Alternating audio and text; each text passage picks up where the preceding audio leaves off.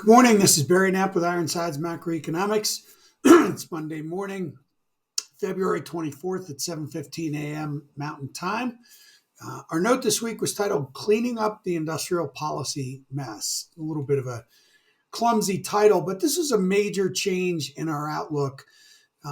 For the first almost 2 months of the year, our perspective has been that the clear and present danger to equity investors, in particular general risk investors, was a real rate shock, a retest of 5% on tens.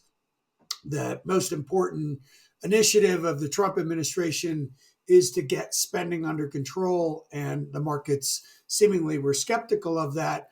Over time, the markets seem to have grown reasonably comfortable with the idea that government spending is going to be reduced. Perhaps it's the efforts of Doge and Elon Musk, but we think the House seems to be making progress as well. It had always been of our point of view that they would indeed be able to at least start the process to get spending to return from its current level of 24 to 25% of GDP back on track to get to 20% of GDP. Within that context, though, when we looked through the January data and we got higher than expected inflation numbers, the bond market seemed to shrug it off. We thought it was primarily a function of the markets becoming confident that the government would cut spending. But last week, a couple of things happened, including seemingly outsized reaction to Walmart's slight shading of full year guidance.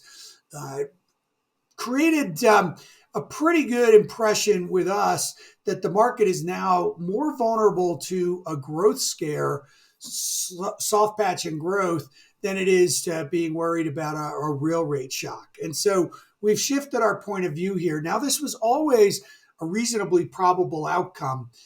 Cutting government spending is likely to be immediate, and then we have had a pretty good bounce in business confidence that we think will lead to stronger capital investment and a better mix of growth through the course of the year.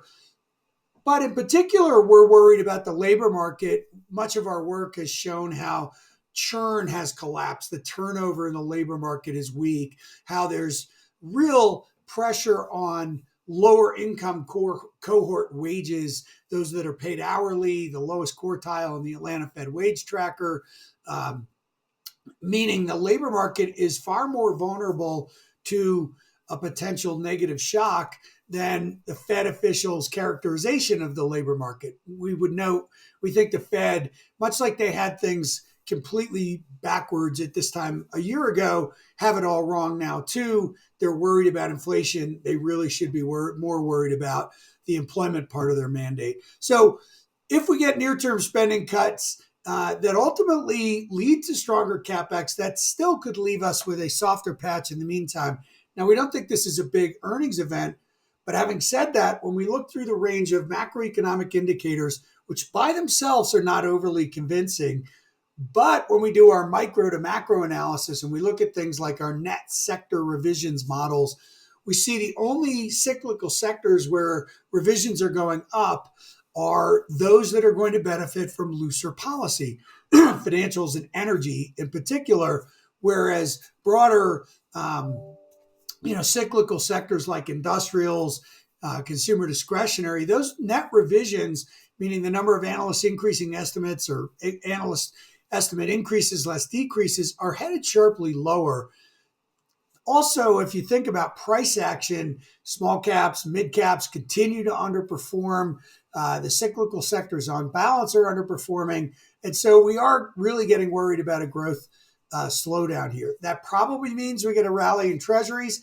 Tens could go to 420. Ultimately, this could lead to the Fed starting the easing process again. We're sticking to our call that they end up easing fairly aggressively this year. We would fade the market reaction on that.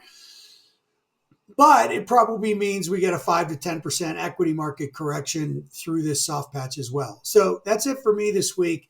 This is why you should be a subscriber to Ironsides Macro. We go through really great details on why we think this will occur and what you're supposed to do with it from a tactical and strategic asset allocation perspective. Barry Knapp, Ironsides. Have a good week, everyone. Thanks.